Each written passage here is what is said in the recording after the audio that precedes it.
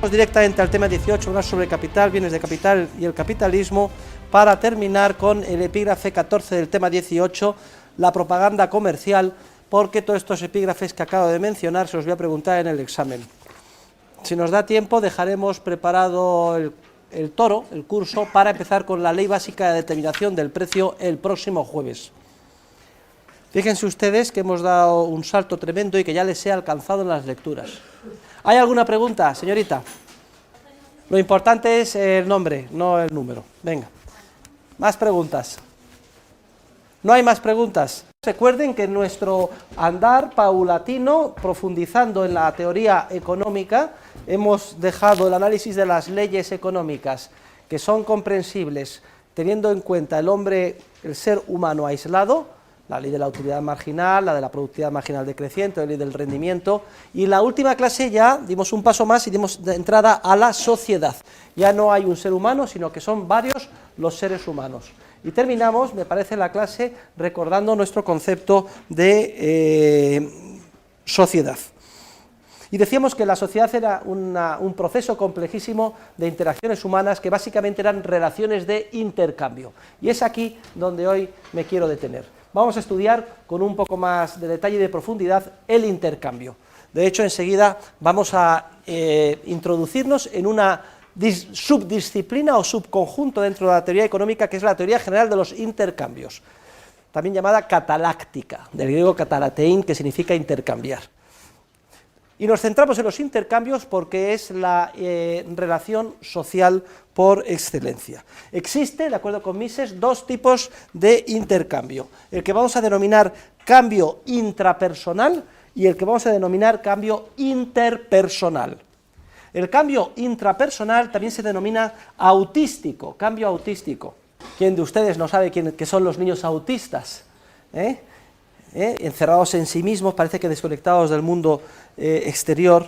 Bueno, pues se llama cambio dentro de un solo ser humano, intrapersonal o autístico, a todas aquellas acciones en las que no contamos para nada con otros seres humanos. Son las acciones que desarrolla Robinson Crusoe solo en su isla. Y cuando Robinson Crusoe decide renunciar a cazar para construirse una choza, de alguna forma está efectuando un cambio, pero en el que no intervienen otros seres humanos, entre dos alternativas que a él se le abren: renuncia a la caza a favor de decidir construirse la choza. Otro ejemplo típico que se pone, lo pone Mises, Kirchner a menudo, es el del cazador.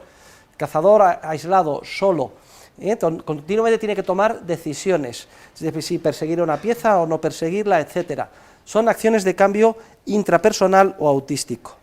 Bien, pueden considerarlas ustedes todo lo importantes que quieran, pero las que realmente son relevantes, con gran diferencia desde el punto de vista social, no son este tipo de acciones, sino son las que vamos a denominar los cambios interpersonales.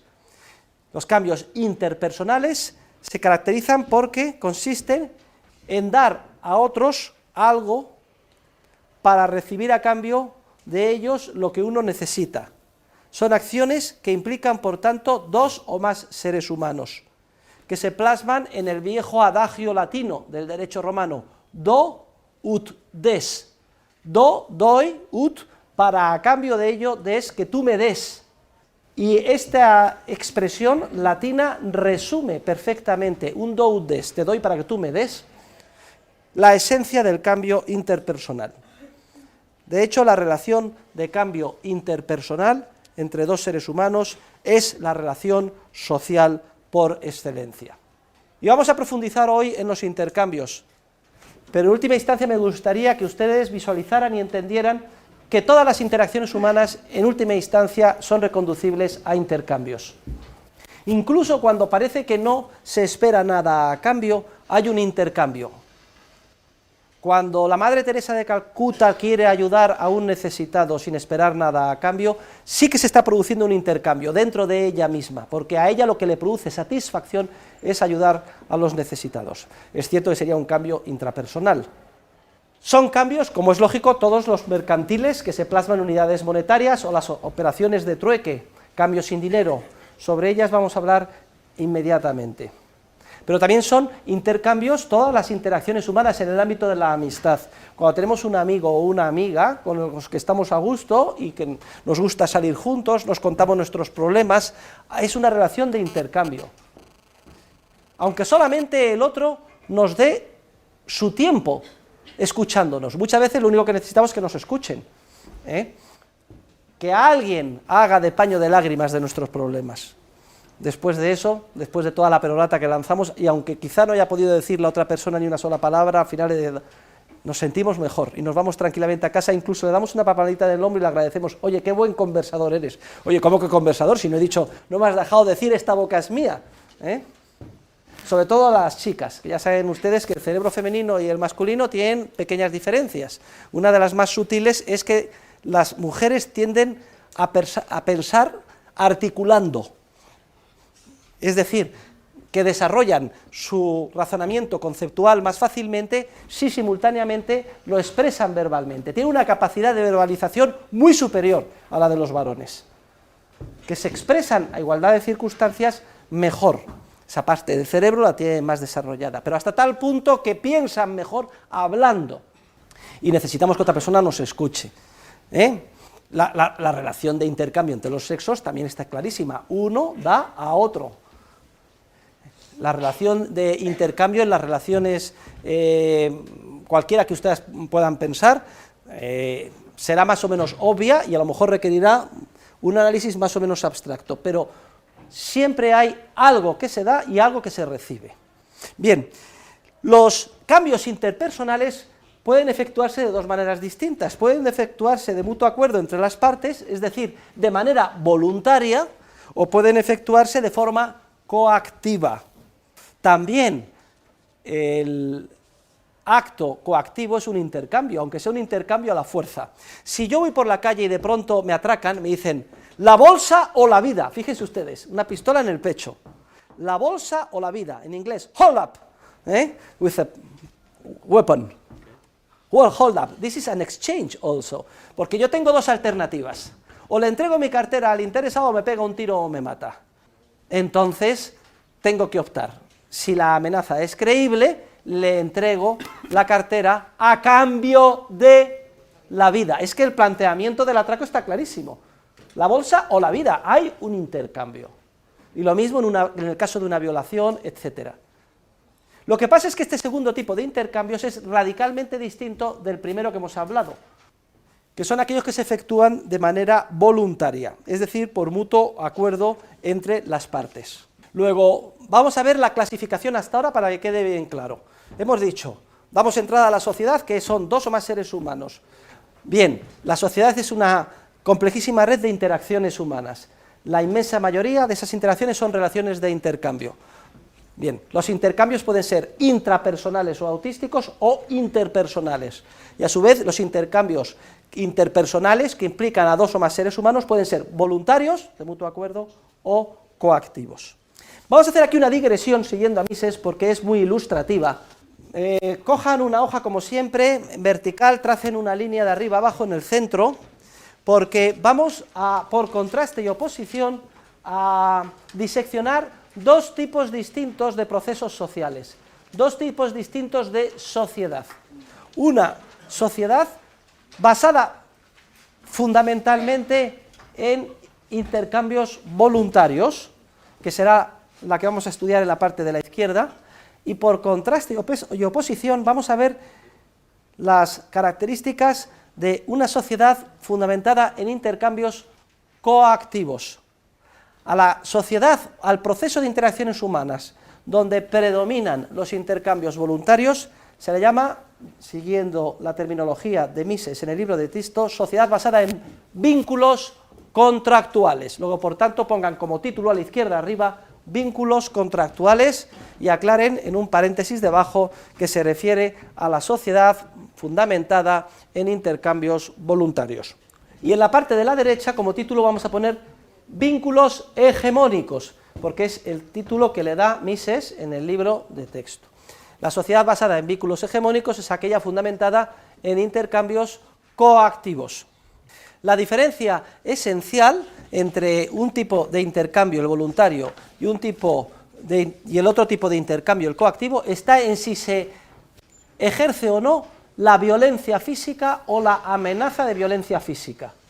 Esto es muy importante. Si no hay violencia física ni amenaza de violencia física, y además esto tiene que ser discernible desde fuera, observable desde fuera, entonces estaremos, si no existe y no podemos observar ninguna amenaza ni violencia física, ante un intercambio voluntario. Si sí que observamos violencia física o amenaza de violencia física, como el que nos pone la pistola en el pecho, estaremos ante un intercambio coactivo. Lo que le estoy diciendo, en pocas palabras, es que la diferencia entre un tipo de intercambio, el voluntario, y otro, el coactivo, ha de ser evidente, obvia desde fuera. Necesita contacto físico. Miren ustedes, perdone que le moleste que le estoy utilizando a usted. Contacto físico, quiere decir que, o una pistola o amenaza. ¿Por qué insisto esto? ¿Por qué insisto en el contacto? En la violencia física, eso es lo que significa, o amenaza de violencia física. Porque todo lo que no sea violencia física o amenaza de violencia física es intercambio voluntario, por definición, de mutuo acuerdo. Luego, no estamos hablando de una violencia interior. Por ejemplo, yo es que tengo una familia muy numerosa, 6 hijos que alimentar, cada vez que llego a casa, papá, los veo sufriendo, y estoy en el paro, y entonces me encuentro en una situación tan desesperada que me veo obligado a malcontratarme en un trabajo odioso en el que me pagan 1 euro la hora.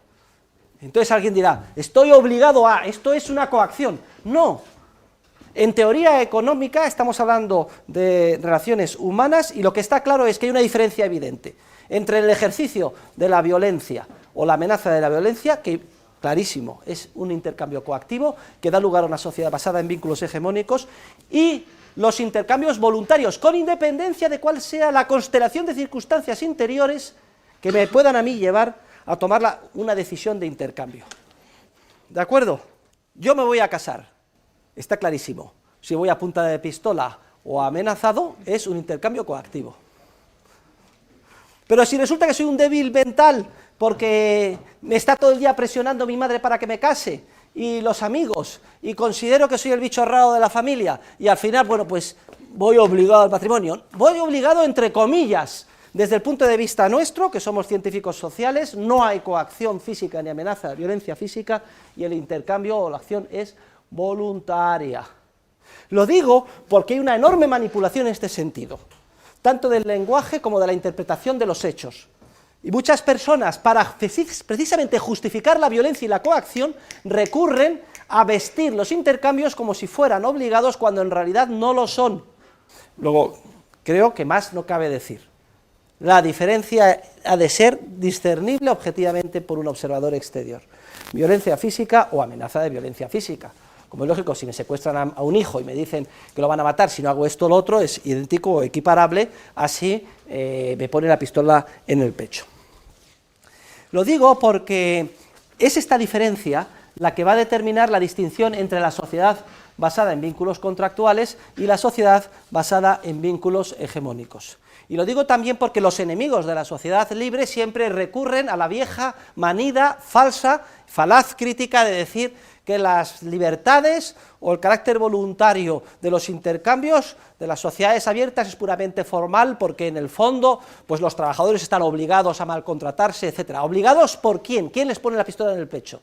Y eso a su vez es para justificar una sociedad verdaderamente basada en vínculos hegemónicos que ellos denominan dictadura del proletariado, en la que sí lo que prepondera es la pistola en el pecho o el tiro en la nuca. Fíjense ustedes la paradoja. Bien, vamos a ver 6 puntos de diferencia entre ambos tipos de sociedades. Punto número 1, pongan punto número 1 a la izquierda, la sociedad basada en vínculos contractuales. La cooperación social, en este tipo de organización social, se efectúa en base al contrato. Precisamente por eso la denomina Mises sociedad basada en vínculos contractuales. La cooperación se efectúa en virtud del contrato. El contrato es una institución jurídica que plasma precisamente un intercambio voluntario. Yo te doy a cambio de que tú me des algo.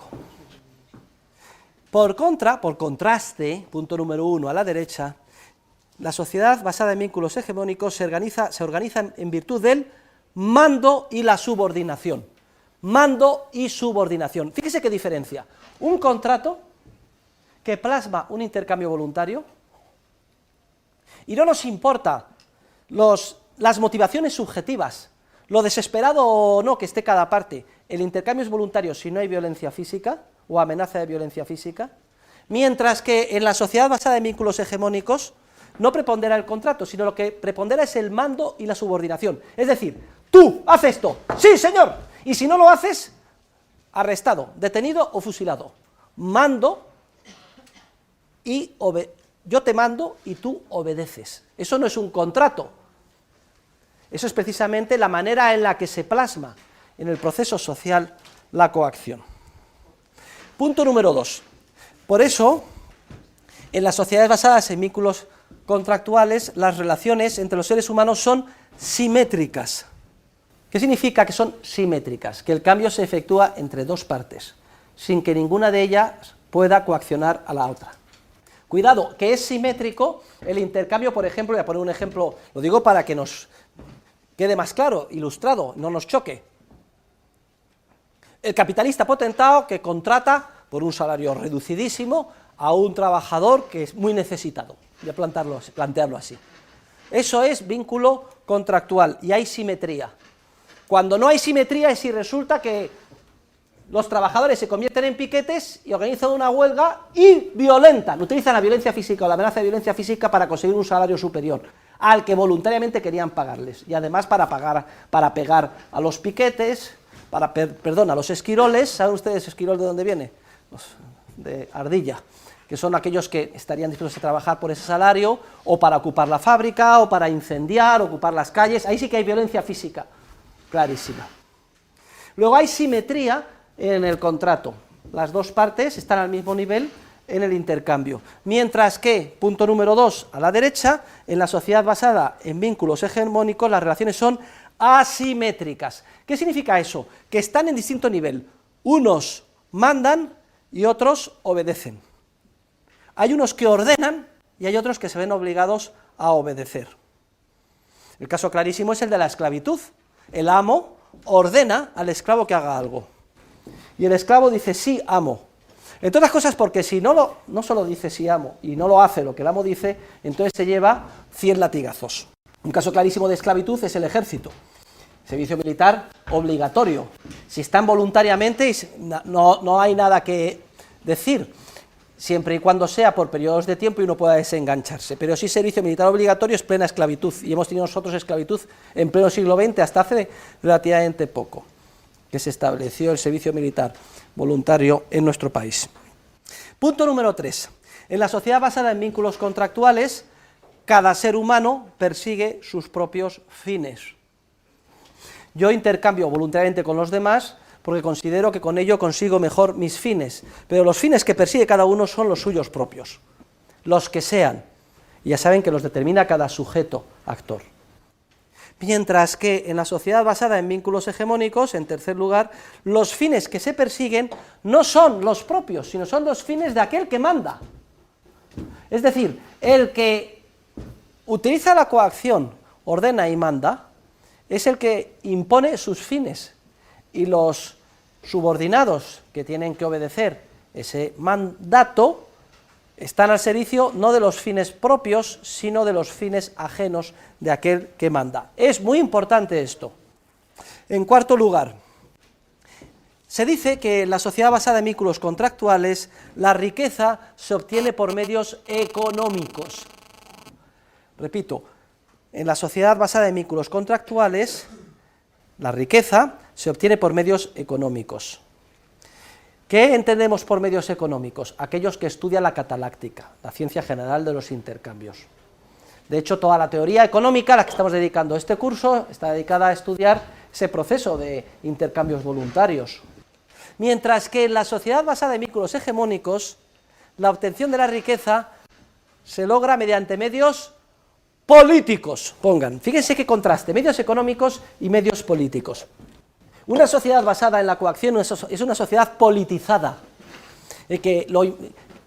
cada vez hay más funcionarios, más burócratas, cada vez se dedica más tiempo no a tratar de detectar las necesidades de nuestros congéneres y a tratar de satisfacerlas a través de un proceso voluntario, sino que dedicamos cada vez más tiempo, ingenio y esfuerzo a influir en el proceso de decisión política, a conseguir ayudas, subvenciones, a hacer manifestaciones. Venga, 100.000 agricultores paralizando Madrid, ¿para qué?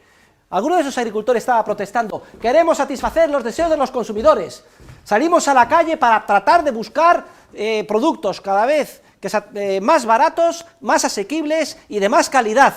Nuestro objetivo en la vida es satisfacer las necesidades ajenas. No, hombre, no. Salían a la calle para decir, queremos más subvenciones, queremos más primas, queremos más... ¿Y eso con cargo a qué? A los presupuestos generales del Estado. Y lo mismo que hacen ellos, hacen mañana los controladores aéreos, pasado mañana los mineros, al día siguiente la banca. Todo el mundo trata de solucionar sus problemas mediante medios políticos, en la sociedad basada en vínculos hegemónicos. Y se olvidan los medios económicos, que es simplemente el esfuerzo bien hecho día a día, con el sudor cada uno de su frente, dedicado a servir a los demás. Ese es el orden espontáneo del mercado, ese es el sistema de capitalista, es el sistema de intercambio pacífico. Frente a esta sociedad en vínculos hegemónicos, politizada, todo recurriendo a Estado para tratar de imponer a los demás ventajas y privilegios particulares. Lo político frente a lo económico. Y si ustedes viajan, podrán apreciar cómo las sociedades más politizadas son las más coactivas, y viceversa, las menos politizadas, las menos coactivas. Ustedes van a Suiza y las noticias políticas ocupan mucho menos que en España, en la televisión. Y preguntan por la calle incluso a personas cultas quién es el presidente del gobierno, los ministros, y no lo saben, porque no les importan, porque para ellos no es vital, porque el peso del Estado es mucho menor que en España, pero en cambio en España es tan vital quién esté en el poder, porque prácticamente por una vía o por otra, seamos estudiantes, los primeros beneficiados de las subvenciones, pagamos una proporción irrisoria del coste real que tiene estudiar en la universidad. Hegemónicos, hay otras personas que se ven coaccionadas a la fuerza a pagar unos impuestos para mantenerlos a ustedes en su vaguedad, y si no pagan los impuestos van a la cárcel, y si quieren escapar de la cárcel les pueden pegar un tiro. Vínculos hegemónicos, ordena mando, frente a vínculos contractuales. Búsqueda de la riqueza por medios económicos frente a búsqueda de la riqueza por medios políticos. ¿Qué significa medios políticos? Utilizando la violencia. Eso es un eufemismo para la fuerza, la violencia, para el ejercicio de la coacción, en este caso institucional, ya lo veremos más adelante, efectuada por el Estado. En quinto lugar, en la sociedad por vínculos contractuales prepondera lo que se llama el Estado de Derecho. Si ustedes quieren escribirlo, el imperio de la ley en sentido material. Todos los seres humanos son iguales ante la ley. La única igualdad asumible en una sociedad basada en vínculos contractuales es la igualdad ante la ley. La igualdad ante la ley significa que todos estamos al mismo nivel. Solo somos iguales en un aspecto, desde el punto de vista de la ley, en términos abstractos y formales, la ley en sentido material. Esto tradicionalmente se le llamaba Estado de Derecho. Sin embargo, yo con los años he llegado a la conclusión de que la expresión Estado de Derecho, ¿qué quieren que les diga? Es una contradicción en los términos. Referirse a Estado de Derecho es como referirse a un círculo cuadrado. Hablar de Estado de Derecho es como hablar de la nieve caliente. O si quieren ustedes, de una puta virgen. Y son tres expresiones no mías, de Anthony de Yassay, un gran economista y filósofo de origen húngaro que vive actualmente en Francia. Vamos, que aunque sea un ideal, es un ideal irrealizable. El profesor de ustedes ha evolucionado a lo largo de los años y desde el año 2000 dejó de ser liberal, dejó de creer que fuera tal cosa posible como un Estado de Derecho y pasó a ser anarquista. Estoy convencido que es imposible. Una vez que existe el Estado, es imposible que eso sea de derecho. Es como hablar de... Sería muy bonito que pudiéramos concebir un círculo cuadrado, pero es que es una contradicción en los términos. De todas maneras, esta es una opinión del profesor, pónganlo ustedes si quieren como una nota a pie de página. Mises, que es mucho más light, mucho menos radical que yo, considera que tal cosa es posible y que hay que defender el Estado de Derecho. ¿Y qué quieren que les diga? Si fuera posible, pues sí, es un objetivo meritorio de lograr. Y tradicionalmente se piensa que la sociedad basada en vínculos hegemónicos se plasma en un Estado de Derecho, que es aquel en el que todos somos iguales ante la ley. Lo que sucede es que en el momento en que se da entrada a una agencia monopolista de la violencia y teniendo en cuenta cuál es la naturaleza del ser humano, es como mezclar la nitroglicerina, es un explosivo inestable, altamente volátil y peligroso, porque es casi inevitable que los políticos nos quieran comprar nuestros votos y se organice un círculo vicioso en el que nosotros nos dejemos comprar y empecemos a pedir subvenciones. Vamos, que no existe Estado de Derecho en ningún sitio. Pero bueno, tradicionalmente se decía que la sociedad basada en vínculos contractuales, si es que el Estado ha de existir, es un Estado de Derecho en el que todos somos iguales ante la ley. Mientras que en la sociedad basada en vínculos hegemónicos, el Estado es un Estado dictatorial. Y si quieren ustedes, y el dictador es, yo qué sé, la persona más buena que ustedes puedan concebir. El Papa, el dictador, el Papa, Benedicto XVI. Bueno, pues sería un Estado paternalista. Es irrelevante, ¿eh? Todo el mundo piensa que todos los problemas sociales se solucionan si al que está al frente del mando le quitamos y ponemos a otro. ¿A cuál otro? Al mío. Pues se equivoca radicalmente. Si ustedes quitan a Zapatero, todo el mundo piensa, joder, desastre Zapatero, quitemos a Zapatero y pongamos a Rajoy. Da lo mismo quien esté. Si es que es una sociedad basada en vínculos hegemónicos, basada en el ordena y mando. El Estado dictatorial o el Estado paternalista es un Estado en el que impera el reglamento, en el que impera el derecho administrativo, que encarna precisamente los mandatos de aquel que gobierna. Frente al Estado de Derecho, al margen ahora de la acotación de si es o no posible, el profesor de ustedes convencido que es una utopía imposible, Estado de Derecho en el que todos somos iguales ante la ley, entendida en su sentido material.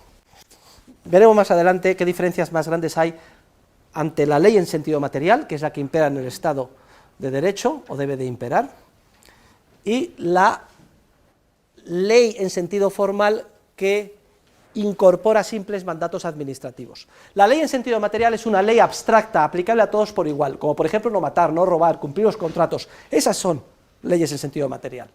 Mientras que los mandatos o reglamentos que instrumentan la sociedad basada en vínculos hegemónicos mandan a hacer cosas concretas en circunstancias específicas. Que usted gana 50.000 euros, va a pagar estos impuestos, que gana 100.000 estos, que gana 4.000 estos. Las recetas de los productos farmacéuticos tienen que ser así o asao. Y hay un reglamento de la Unión Europea o de Madrid que dice cómo tienen que ser los puentes, ordenando cosas concretas, mandatos, con independencia de que se les llame leyes, no son leyes en sentido material. El punto número 5 hace referencia al concepto de libertad. En la sociedad basada en vínculos contractuales, la definición de libertad es muy sencilla. La libertad es la ausencia de coacción. Es decir, la ausencia de violencia física o amenaza de violencia física. En el momento en que haya ausencia de coacción, cada uno puede orientar su vida como desee. Como es lógico, dentro de sus circunstancias. Si a mí no me violentan, yo puedo orientar mi vida como desee, pero lo que no puedo hacer es, oiga, yo quiero tener un Rolls Royce, y quiero tener un yate, y quiero viajar a la luna, y quiero tener mi mujer que sea Miss Mundo, etcétera. Y entonces estoy frustrado y coaccionado por las circunstancias, porque mi mujer es gorda y fea, porque no tengo coche, porque no puedo ir a la luna, y porque gano una mierda.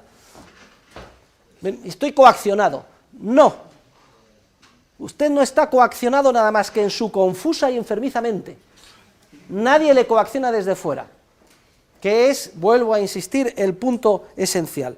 La libertad en una sociedad basada en vínculos contractuales consiste precisamente en la ausencia de coacción. Y esto permite que cada uno, dentro de sus circunstancias vitales, pueda desarrollar su vida como desee.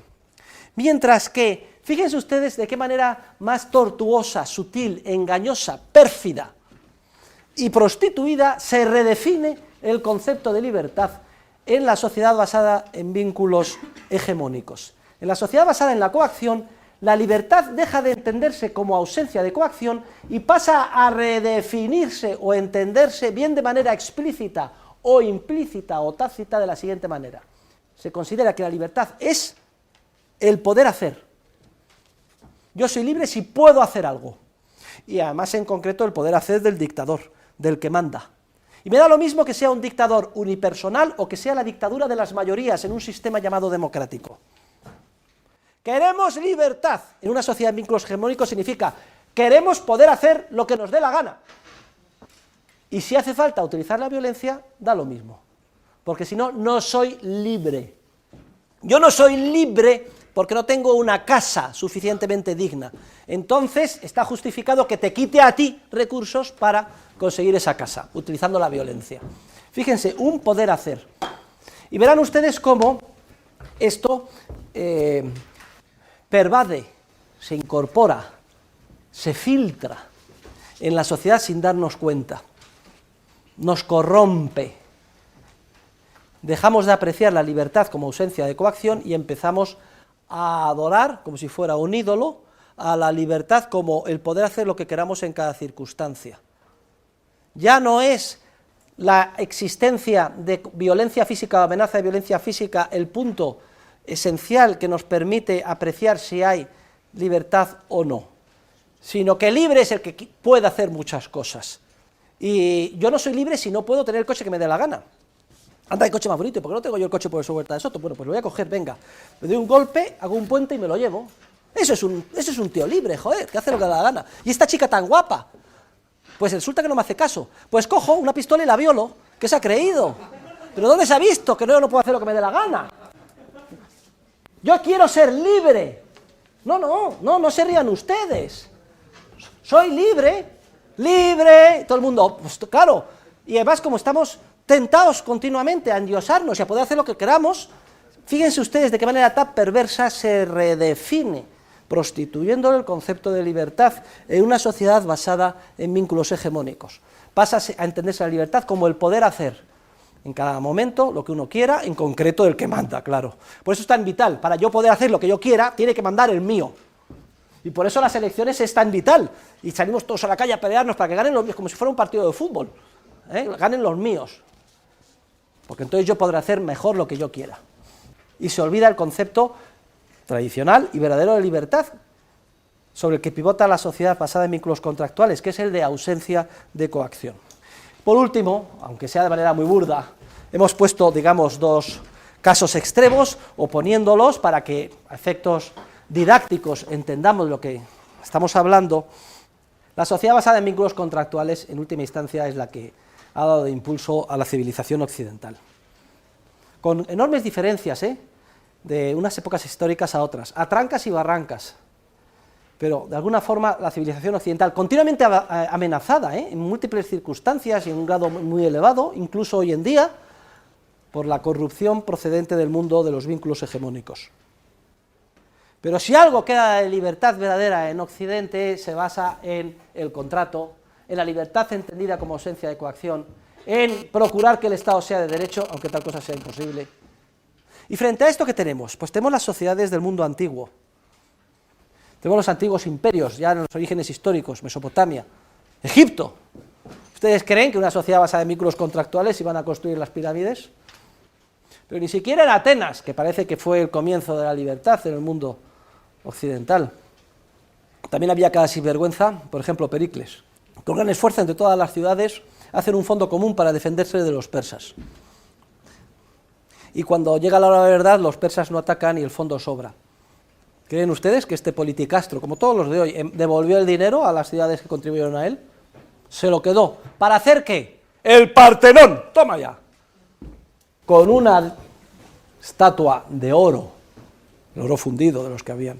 Siempre que vean ustedes un magnífico monumento de la antigüedad, me da lo mismo que sea el Partenón o lo que queda, o las ruinas de las pirámides de Egipto, son siempre manifestaciones de la violencia, de la hegemonía, del que manda, y hechas con sangre, sudor y lágrimas de los esclavos. En ese sentido, no debe ser motivo de orgullo para la humanidad, sino al revés. Deberíamos de visitarlas como se visitan los campos de concentración de Auschwitz, con el corazón encogido y pensando en el enorme sufrimiento, muerte y sacrificio que supusieron esas construcciones. Pero la historia la escriben los vencedores, pasa a los libros de texto y los pobres alumnos, en una educación monopolizada por el Estado, se les lava el cerebro y todo el mundo va muy contento a las pirámides de Egipto, y además, qué listos eran estos egipcios, qué admirables los faraones, qué grande Napoleón. Eso sí, si va uno al Valle de los Caídos, qué sinvergüenza Franco, cuando al fin y al cabo Franco, en comparación con Napoleón, Hitler, Stalin o los faraones de Egipto, pues era un aprendiz, ¿eh? Muy bien, las dictaduras nazis, las dictaduras marxistas, las dictaduras de las socialdemocracias, todas ellas encarnan vínculos hegemónicos. ¿Y qué pasa con la sociedad en la que nosotros vivimos? ¿Qué pasa con la sociedad en la que nos desenvolvemos? Pues bien, no es ni puramente una sociedad basada en vínculos contractuales, ni es una dictadura nazi. Los casos reales que podamos observar se encuentran a mitad de camino, con diferencias de grado, más orientadas hacia un extremo que hacia otro, dependiendo además, según las circunstancias históricas, hacia dónde nos orientamos, pero el análisis que hemos presentado hoy nos es muy ilustrativo para poder interpretar mejor lo que pasa a nuestro alrededor, sobre todo cómo evoluciona el mundo que nos rodea a estas alturas del siglo XXI. Muy bien, pues esto es lo que quería comentar con lo que hemos visto en el tema 13, y ahora vamos a pasar al tema 14, vamos a empezar a hablar del cálculo económico. Miren, el cálculo económico es como si dijéramos el meollo en torno al cual Mises construye su teoría de la cooperación social. Cálculo procede del latín, tomen nota, calx, calcis, con esta palabra se denominaban a las bolitas de cal que se utilizaban en los ábacos. ¿Saben ustedes lo que es un ábaco?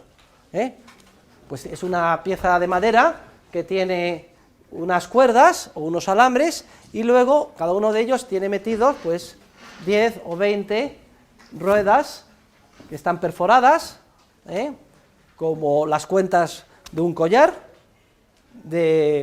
eran de cal entonces. Y entonces así contaban los romanos, no tenían calculadoras, y entonces tenían unidades, decenas, centenas. Venga, ¿cuánto? Venga, 3, 1, 2, 3 bolitas a la derecha, o 13, pues ponían una bolita de 10 y 3, una de decenas y 3, y así contaban, y al final decían, pues muy sencillo, 324, y además lo hacían muy rápidamente. Incluso en algunos lugares todavía en el mundo se siguen utilizando los ábacos con bolitas de cal.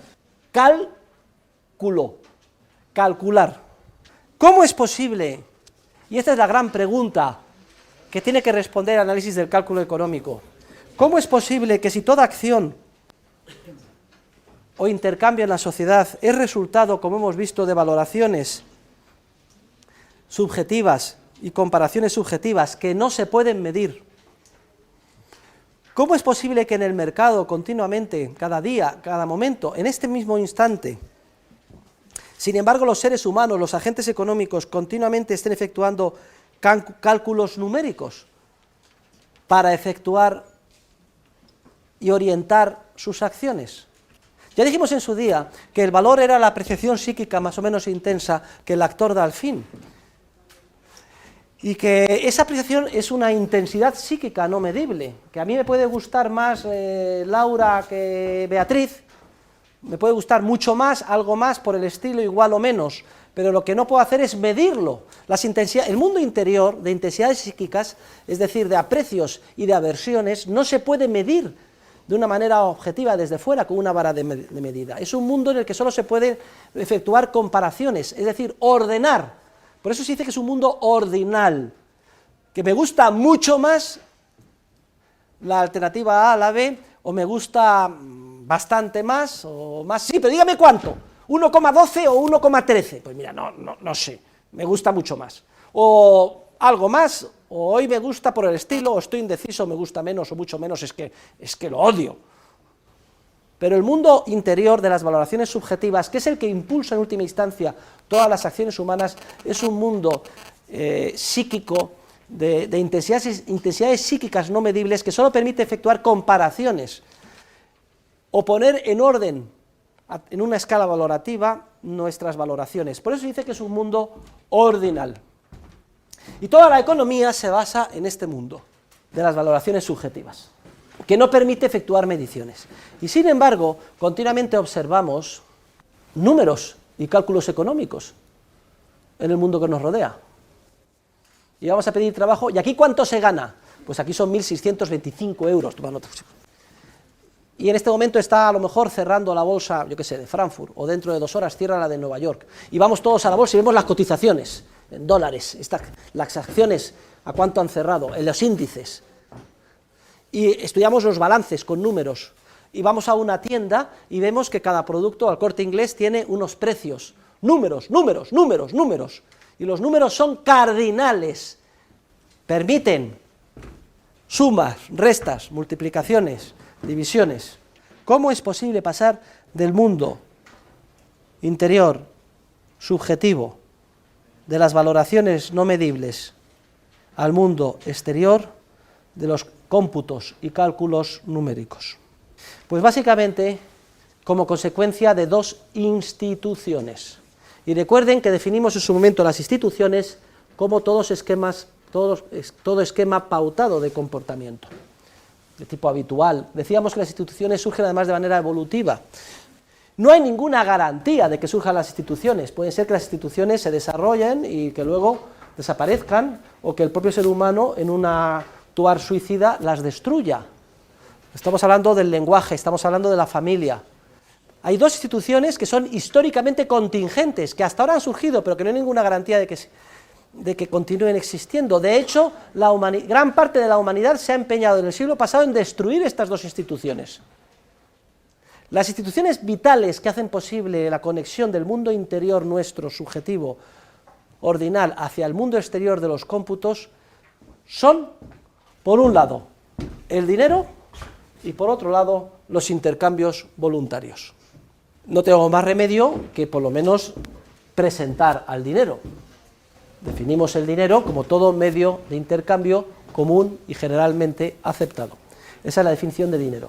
Todo medio de intercambio común y generalmente aceptado. Y el dinero es una institución social. Veremos en su momento qué es la institución social por excelencia. Habrá una clase después de Navidades donde se repartirá dinero, el helicóptero. Me traeré mi masa monetaria y repartiremos dinero. No para que se lo queden ustedes, luego lo recuperaremos. Cerraremos bien las puertas. Veremos cómo el dinero surge de forma evolutiva. Y la segunda institución que hace posible el puente que conecta el mundo interior con el mundo exterior son los intercambios voluntarios. Si hay un intercambio voluntario y existe el dinero, entonces veremos cómo en muchas ocasiones se plasman relaciones históricas de intercambio en unidades monetarias, lo que vamos a denominar precios de mercado.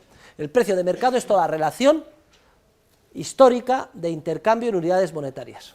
Y cuando surge el precio, entonces el precio tiene una plasmación numérica que hace posible la estimación vía cómputos de lo que pensamos que va a suceder en el futuro o de lo que creemos que acaeció en el pasado. Luego, las 2 instituciones que hacen posible el cálculo económico, entendido como el puente que conecta el mundo interior de las valoraciones subjetivas con el mundo exterior de los cómputos, son, por un lado, el dinero y, por otro lado, el intercambio voluntario. Si no existe dinero o se prohíben los intercambios voluntarios, el puente se destruye y se hace imposible el cálculo económico. Mire cómo. Si no existe dinero, se impiden los intercambios voluntarios o ambas cosas a la vez, el puente que conecta el mundo de nuestras voliciones subjetivas con el mundo exterior se destruye y con él el cálculo económico. Ese es precisamente, muy resumido, el teorema de la imposibilidad del socialismo que vamos a ver. ¿Por qué fracasa el socialismo? En términos de ciencia, en términos científicos, el socialismo es una imposibilidad porque imposibilita el cálculo económico. Socialismo tradicional, socialismo real, se entendía como aquel sistema de organización social en el que todos los bienes de capital y factores de producción son de propiedad pública. Está prohibido, por definición, intercambiar máquinas, instalaciones, fábricas. No hay bolsa de valores. Luego, no hay intercambios, no se plasman precios monetarios para esos bienes y, por tanto, es imposible que los seres humanos calculen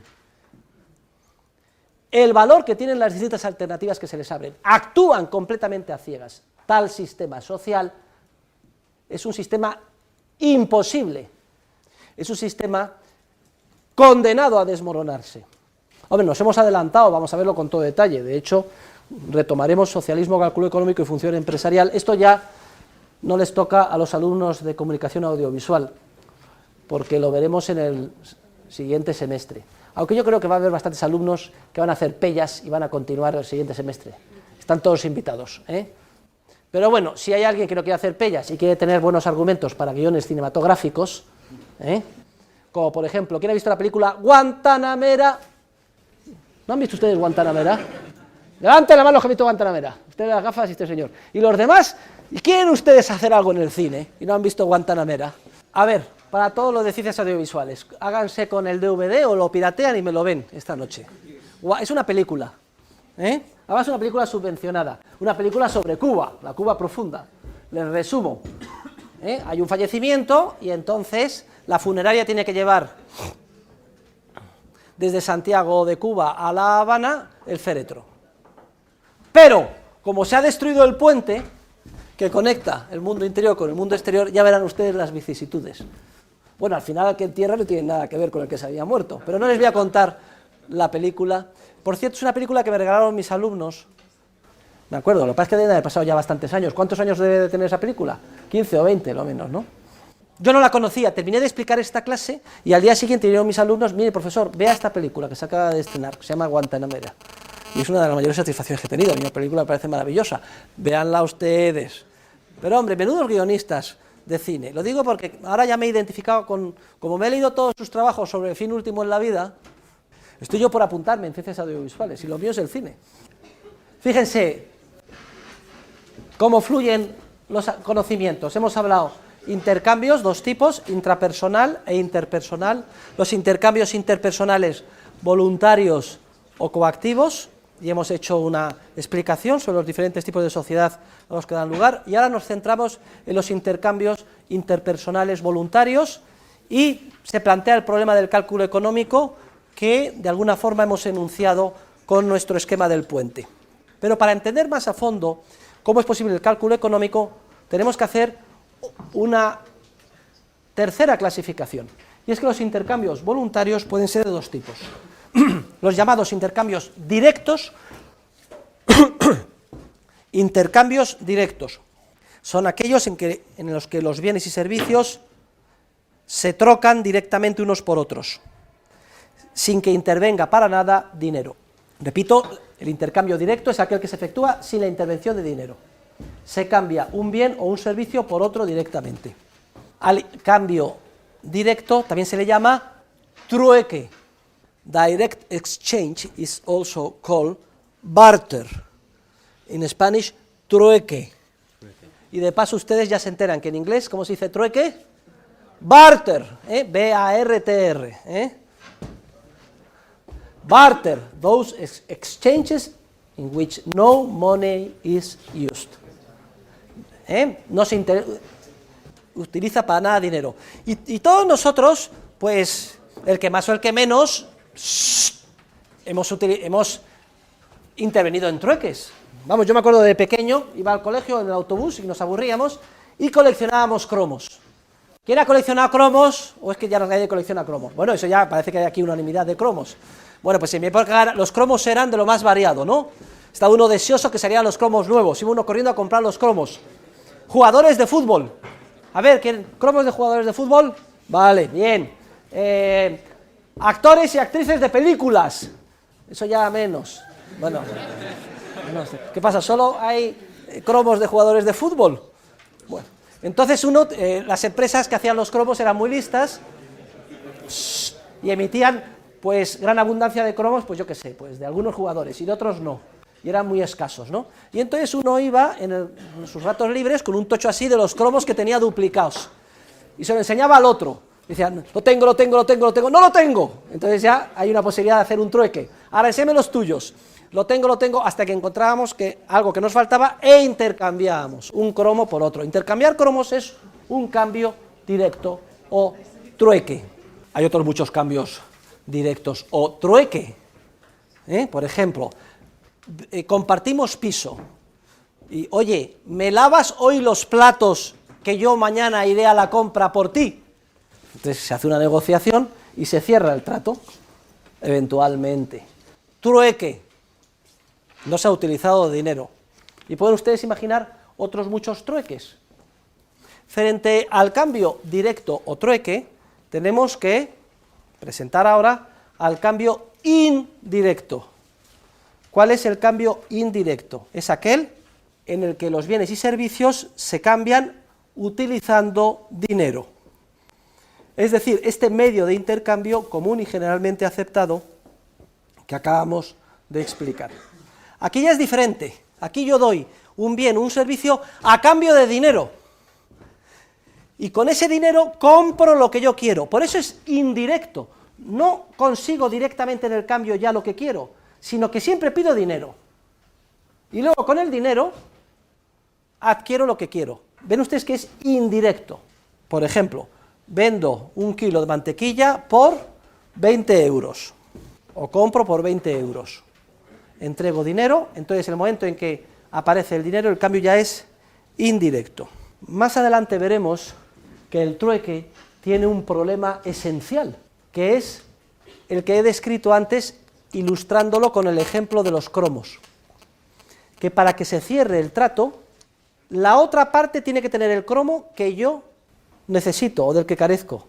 Pero además, yo tengo que tener repetido el cromo que ella necesita o del que carece.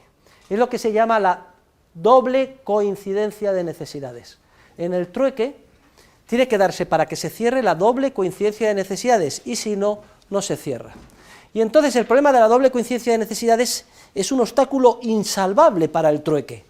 Las sociedades que se basan nada más en el trueque son sociedades muy subdesarrolladas, porque el ámbito de los cambios es reducidísimo.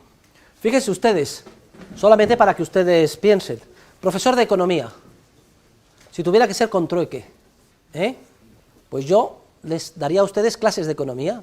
En principio, ustedes están aquí, luego están interesados en las clases, pero ¿qué es lo que yo necesito? Pues tengo que comprarme unos zapatos. ¿Hay algún zapatero en clase? No. Pues me tengo que comprar un traje. ¿Hay alguien que haga trajes? No. Pues tengo que comer. ¿Alguien tiene algún restaurante o tiene tiendas para dar alimentos? No.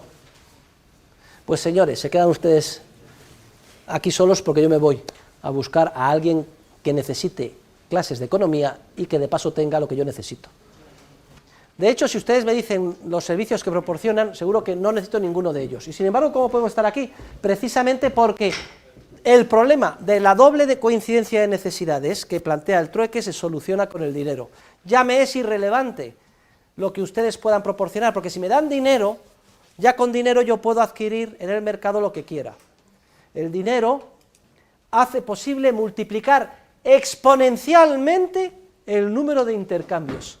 Los intercambios sin dinero quedan reducidos a una infinitésima fracción y reducen, por tanto, el ámbito de lo social o del intercambio a la mínima expresión.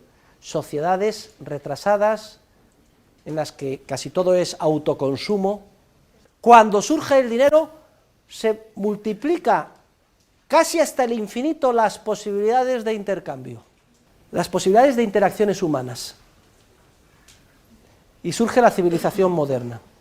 Y digo que el dinero es la institución social por excelencia, porque es precisamente en ese proceso social de multiplicación exponencial de los intercambios, es decir, de las interacciones humanas, donde como tengo que entenderme con el otro, en la feria, lo que eran dialectos regionales o de un valle, confluyen y se va formando evolutivamente en un lenguaje como el castellano.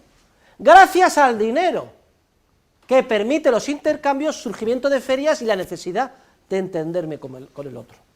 Y como tengo que entenderme con el otro y cerrar un trato que va a misa, surge el contrato y el derecho, gracias al dinero.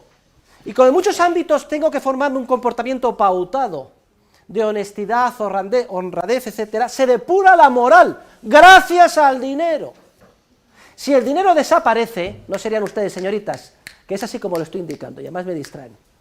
Si el dinero desaparece, volvemos a la época de Mad Max, se reducen a una infinitesimal fracción las interacciones humanas y las posibilidades de interacción que ahora estamos disfrutando, volvemos a la época de las cavernas, olvidamos la moral, olvidamos el derecho, desaparece el castellano, se produce una regresión, eso también ha sido estudiado histórica y antropológicamente. La sociedad es una complexísima red de interacciones que son relaciones de intercambio. El dinero lo que permite es potenciar esos intercambios hasta niveles cuantitativos y cualitativos ni siquiera imaginables. Y es en ese proceso de potenciación de los intercambios como se depuran y se forman el resto de las instituciones lingüísticas, jurídicas y morales. Por eso, queridos alumnos, el dinero es la institución social por excelencia, la más importante. Pero vamos a dar un paso más. Todo intercambio voluntario, esa es una ley esencial de la economía, y es tan importante que la vamos a repetir hasta la saciedad. Todo intercambio voluntario es resultado de una desigualdad de valoraciones subjetivas y además de una desigualdad en sentido contrario. Repito, todo intercambio voluntario surge de una desigualdad de valoraciones subjetivas. Cada parte ha de valorar subjetivamente más aquello de lo que carece y espera recibir que lo que tiene y piensa dar. Y si no se da esta desigualdad de valoraciones subjetivas, el cambio no se cierra, el cambio voluntario no se efectúa. Repito, todo intercambio voluntario implica siempre una desigualdad de valoraciones subjetivas en sentido contrario, en cada una de las partes, porque cada parte que va potencialmente participar en el intercambio ha de valorar más lo que tiene la otra y ella no tiene, que lo que tiene y piensa dar a cambio. Y si no se da esa desigualdad, no se cierra ningún cambio. A priori siempre todos los cambios se efectúan y se plantean porque cada parte piensa que sale ganando del intercambio. Si no salen ganando del intercambio, los cambios voluntarios no se cierran.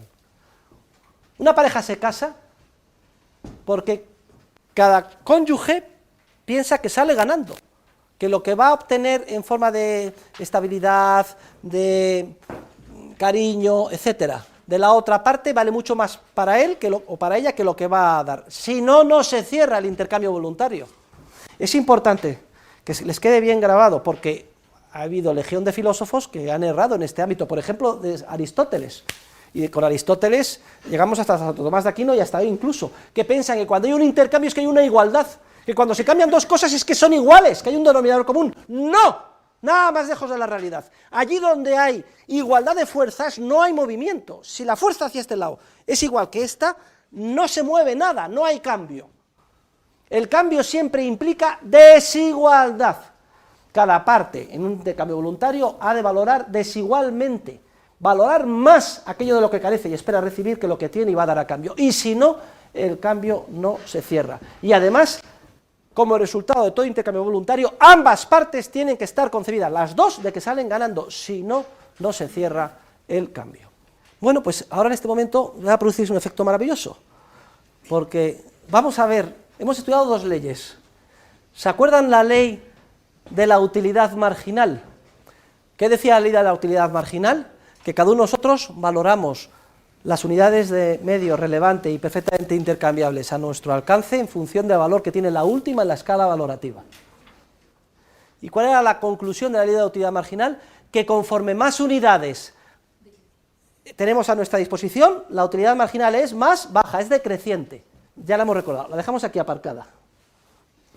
Y ahora recordemos la segunda ley que vimos, la ley de la división, mal llamada del trabajo, del conocimiento, o la ley de la asociación de Ricardo, la ley de la especialización, que los seres humanos salimos ganando, nos damos cuenta, si nos especializamos en un ámbito concreto e intercambiamos nuestros productos con los demás. ¿Qué pasa si todos nosotros, imaginemos una sociedad como esta, cada uno de nosotros se especializa en una línea de producción concreta y distinta de los demás, y solo hace eso? Usted camisas, y solo hace camisas. Usted zapatos, y solo hace zapatos. Usted libros, solo hace libros, y así sucesivamente. Y todas son distintas. ¿Qué pasa? Pregunto, ¿valorará ella mucho las 100 camisas que produce a la semana? No, de acuerdo con la ley de utilidad marginal, solo tiene camisas, y la última, que no vale nada, es la que tiene el valor de todas y cada una. Ella solo hace camisas y no valora en nada las camisas que tiene. Pero, ojo, carece de zapatos, alimentos, etcétera, no tiene nada. ¿Cuál será la utilidad marginal que para ella tengan los zapatos, los alimentos, todos los otros bienes que necesita? ¿Mucha o poca? Altísima. Fíjense, pues para ella lo que tiene no vale nada y aquello de lo que carece vale muchísimo. Y este señor, Mark Schilling, que hace zapatos, ¿cómo valora los zapatos? Si es que tiene 500 pares de zapatos, como Imelda Marcos, ¿mucho o poco? Lo propio no lo valora en nada, porque se ha especializado en eso. Y aquello de lo que carece, en mucho. Y usted, igual, y así sucesivamente. Fusionemos ambas leyes, la ley de la especialización, que cada uno se especializa en aquello de lo que tiene ventaja comparativa relativa, con la ley de la utilidad marginal. En una sociedad, a efectos ilustrativos, nuestra clase, si cada uno de nosotros se especializa en un ámbito concreto y distinto de los demás, y tenemos muchos bienes en ese ámbito, pero carecemos de los demás, introduciendo la ley de la utilidad marginal, yo les pregunto, si se dan esas circunstancias, ¿qué fuerza tremenda surgirá de manera espontánea en esta sociedad? ¿Qué es lo que haremos inmediatamente? ¿En pos de qué nos movilizaremos? ¿En pos del? ¿De qué? Del cambio. Si cada uno se especializa en un ámbito concreto, no vale nada lo que tiene y valora muchísimo lo ajeno y nos pasa a todos, la fuerza tremenda, inmediatamente lo que surgirán son intercambios. Usted en contacto con este, cada uno ha de cambiar. Inmediatamente, esto en una décima de segundo nos vamos todos a cambiar, porque lo que tenemos no vale nada y lo ajeno mucho, y viceversa. Y eso es la sociedad, queridos alumnos, una complejísima red de intercambios. Vamos a suponer, por ejemplo, en primer lugar, un caso de cambio directo o trueque. Tenemos dos señores, A y B. A es productor de mantequilla. Esta señorita se llamaba Sara. Rosa, productora de mantequilla. Tiene tantos kilos de mantequilla que el enésimo kilo de mantequilla, digamos el número 200 que tiene en la nevera, vale, esto significa menos, una simple comparación subjetiva, que la primera camisa o la primer jersey que no tiene y del que carece. Fíjense ustedes, valoraciones subjetivas que solo permiten comparaciones interpersonales, es decir, mundo ordinal. Pero enfrente tiene a Mark, que es fabricante de camisas, lo tiene al lado, y Mark tiene muchas camisas. De manera que la última camisa vale menos que carece de mantequilla, y resulta que Mark es un comilón, lo sé yo, porque el otro día le invité a cenar y me costó la hijuela. Y él lo que quiere es mantequilla para untar mañana unas buenas tostadas y desayunar, ¿no, Mark? Sí. Bueno, entonces, desde luego que la última camisa no la valora en nada, es obvio, ley de utilidad marginal, se especializa en hacer camisas. Pero la mantequilla es que se le derrite el estómago pensando en la mantequilla. Vale mucho menos que el primer kilo de mantequilla del que carece. Bueno, pues si se da esta circunstancia, si está Rosa aquí haciendo mantequilla que no valora en nada y necesita camisas, y está al lado Mark que hace camisas que no valora en nada y necesita mantequilla, es claro que a poquísimo de ingenio empresarial que tengan, no me distraiga, caballero, uno al lado del otro, inmediatamente se van a dar cuenta, se les enciende la bombilla empresarial. La pongo aquí para que ustedes no se les olvide. Además es una bombilla incandescente, de las que le joroba al ministro de Industria. Se enciende la bombilla, anda, salimos ganando si efectuamos un cambio. Yo te doy 1 kilo de mantequilla a cambio de una camisa. ¿Hay desigualdad de valoraciones subjetivas, que era la condición necesaria, en sentido contrario? Sí. ¿Salen ambas partes ganando? También.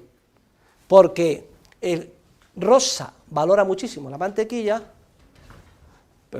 valora muchísimo la camisa, y Mark valora muchísimo la mantequilla. Se efectúa un intercambio y como consecuencia de ese intercambio ambos salen ganando. Y como es un intercambio sin dinero, es un intercambio de esos que hemos llamado directo o trueque. Pero ahora vamos a poner un ejemplo de intercambio indirecto, que son los más relevantes en las economías modernas y que son los que permiten el cálculo económico. Vamos a suponer que hay un trabajador parado, Usted no está parado, pero vamos a suponer que está parado. ¿Cómo se llama? Javier. Javier está parado de hace 6 meses. ¿Y qué se levanta por las mañanas, se va al puesto y se compra el periódico, pasea por el Retiro, saca al perro, mira el reloj y se hacen interminables las horas? ¿Qué hago? ¿Qué hago por la tarde? Esto no se termina nunca, menudo rollo. Y sin embargo tiene que pagar cuentas y le llegan facturas. Entonces, aunque es un poco vaguete, Javier, confiéselo usted, la enésima hora de ocio, una cosa es ser vago y otra cosa es no hacer nada en todo el día y un día tras otro, y cuando lleva uno ya un mes, que está harto.